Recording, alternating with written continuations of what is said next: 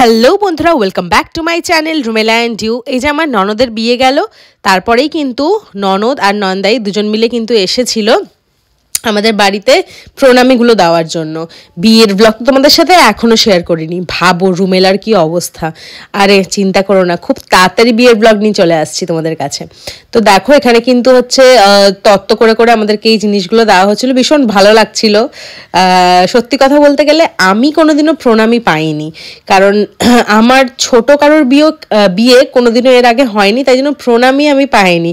ছোট কারোর বিয়ে হলে কেমন লাগে সেই এক্সপিরিয়েন্সটা এবারই আমি করেছি, আর ভীষণ ভালো লেগেছে।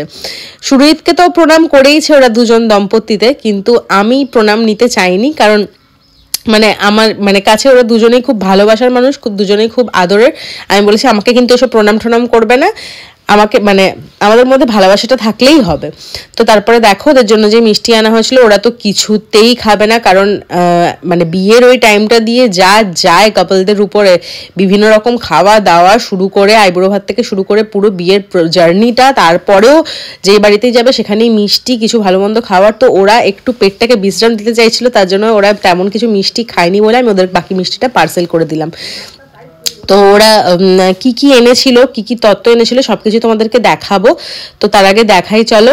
ওরা তো বেরিয়ে গেল, আর কিছুদিনের মধ্যে ওরা চলেও যাবে দূরে।